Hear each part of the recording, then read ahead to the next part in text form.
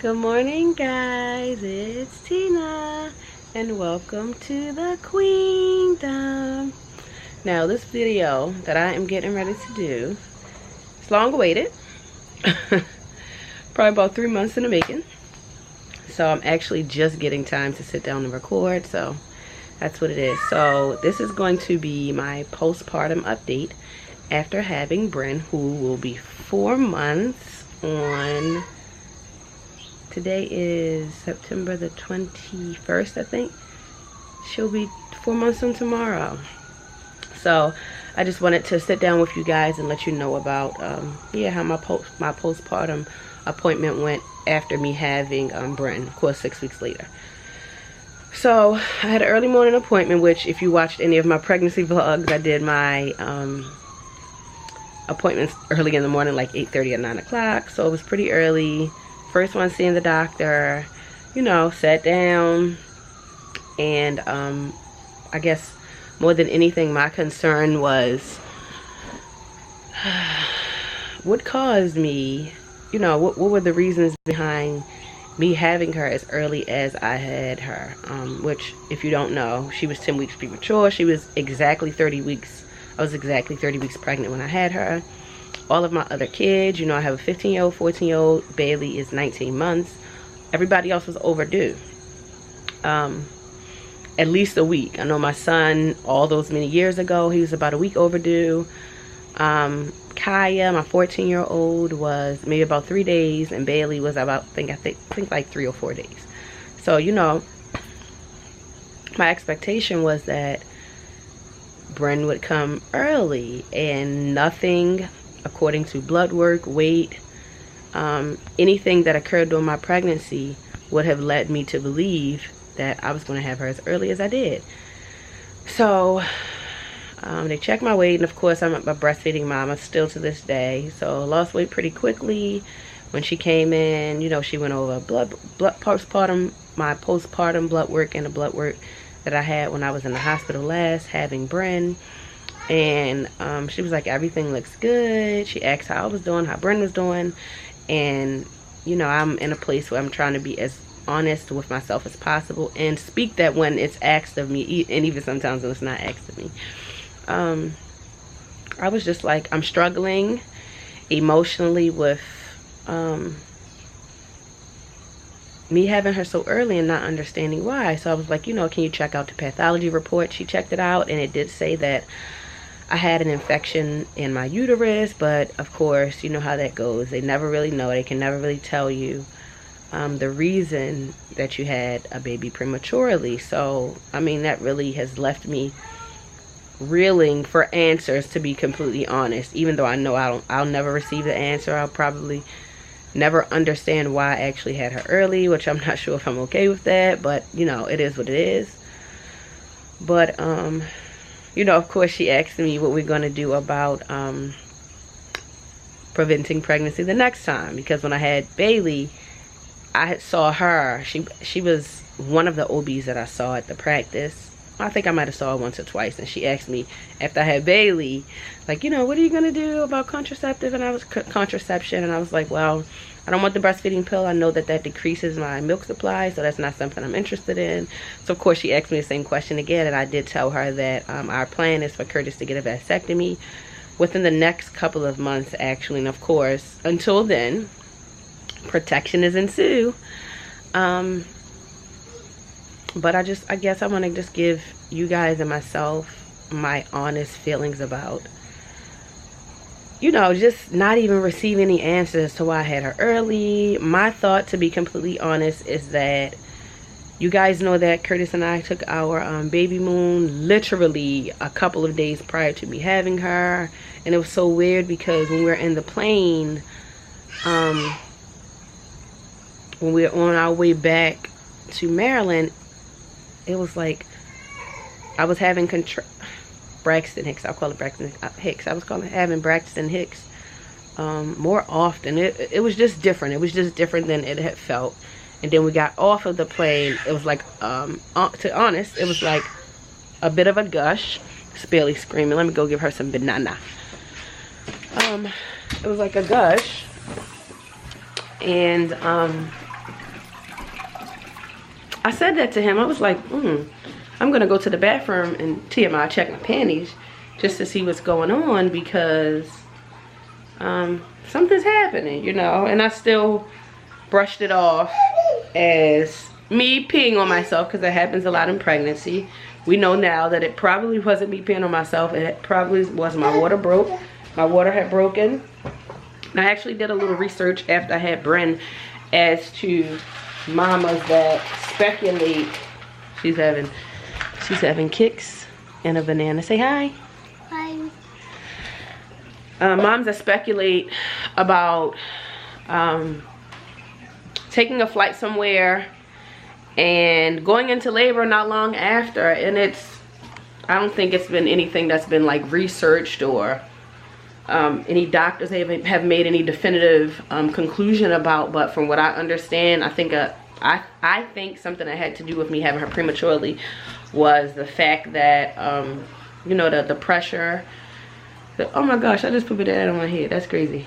The pressure in the cabin, change in pressure in the cabin, caused some kind of rupture of my membranes. That's what I really think. And although I had no issues in my pregnancy, you know, I asked my doctor. I actually, to be honest, I was a little uncomfortable. I was a little uneasy about taking the flight, but she assured me, you never had any problems, you should be fine. I think I saw her, I don't know, a couple of days prior to Curtis and I leaving, and I asked again, like, is it cool if, you know, we take this flight? And she was like, you know, you're not even in your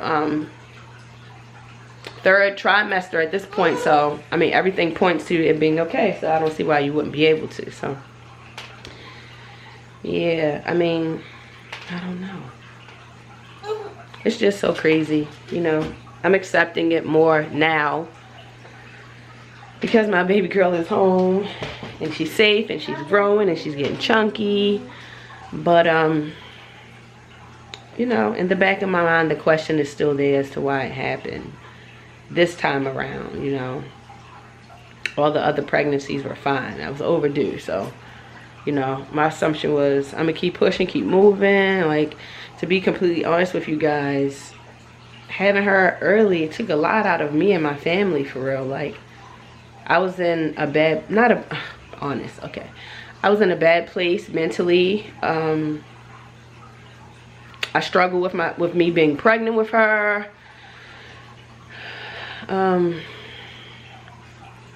It was just a lot. It was just a lot. You know, I think a lot of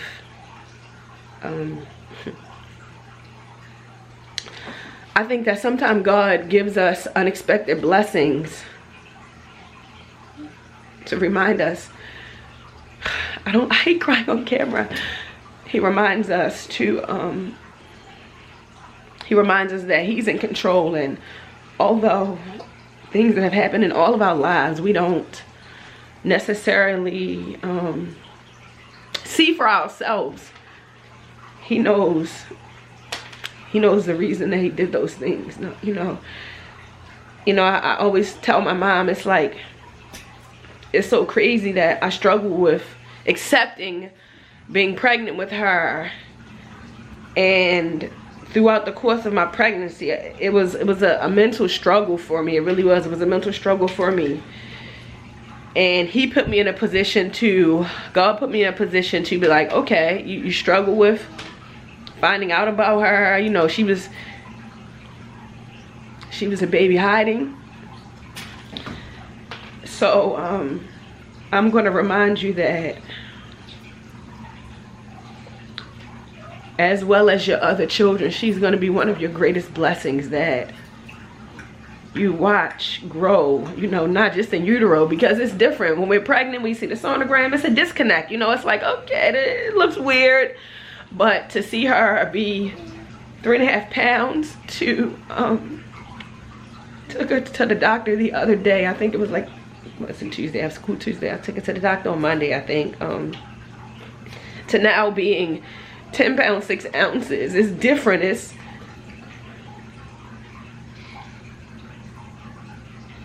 It's different.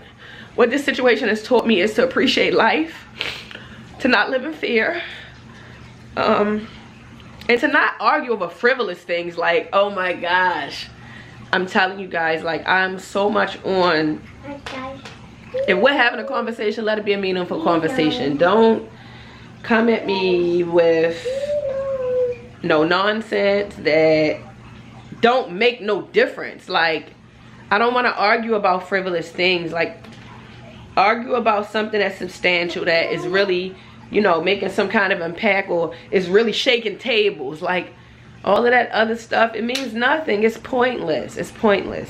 So I think that this situation has taught me that to not focus on, you know, the smallest, minute issue or problem that you might have with yourself or someone else, just to let it go for real. Like, and I have not always been that person. All my family and friends who watches this knows that I haven't always been that person. I was one that, if I had an issue with you, I'm gonna make it known. I'm gonna make it known, and I'm gonna act like you don't exist to a certain degree for real. To be completely honest, I'm gonna act like you don't exist, and I'm gonna keep it pushing. You stay over there and enjoy your life. God bless you, and you know, I don't know if I'm happy for you, but stay over there, and I'm gonna stay where I'm at, and then, you know, life gonna be life. But there have been so many situations in my life, more than anything, this absolutely positively, that you know, frivolous stuff don't matter. I'm not saying if your feelings are hurt, just brush it under the rug, or if you have something to say to somebody, just act like it's nothing. I'm not saying it. I'm saying, you know, silly stuff. We all know what silly stuff is, you know, silly stuff. You know, it's definitely taught me that. I guess I'll end the vlog with, of course, thank you guys so very much for watching. If any other mamas have gone through miscarriage, stillborn, or even a premature delivery that absolutely took them outside of their comfort zone, or out of what they expected, comment down below. I know that I'm not alone. You know, my little one was in the NICU, and then she was in a step down unit at another hospital. So I know that I'm not alone, but yeah, comment down below. Tell me your story, you know. Tell me how you felt, how you feel now. Because now it's just like, I'm still talking, rambling. Because now it's like, she's getting a little older, and although my concerns are no longer, when is she going to come home? Because you guys know how much it took out of me, just having to go back and forth to the hospital, having to go back to work because I wasn't able to save money like I would have normally done, and then go out on maternity leave. Like, you guys know how much I struggled. Now it's just like, okay, I'm so used to having full-term babies. Like, is she developing like she's supposed to? Of course, I take her to her doctor's appointments, and she gets shots and all of that kind of stuff. And I told you guys about someone coming into my home, which is not, they're not going to be coming into my home. I actually had to reschedule that appointment. I'm going to be taking her somewhere to be evaluated, to check on how she's doing motor-wise and social skills and all of that kind of stuff. My concern now was like, okay, like, so at what point is she supposed to be like straightening her legs up, and not standing, but, you know, just straightening her legs up to stand for just a moment, assisted, of course. She's 4 months. When is she going to become verbal? Because she coos here and there. I know that she recognizes all of our faces. She smiles at us. She's a very happy and content baby. But now my thing is like, okay, I still don't know what to expect, because based off of what my other kids did at 4 months, I remember them like cooing and, you know, like at least like standing up a little bit. Like, it's always something in life, right? But I'm gonna let y'all see Bryn, and then I'm gonna go finish making my oatmeal. I'm also gonna bring you guys a vlog about how to increase your breast milk production, because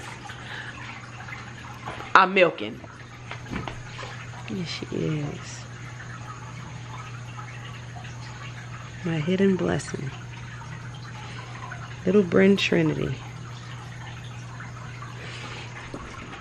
All right, guys.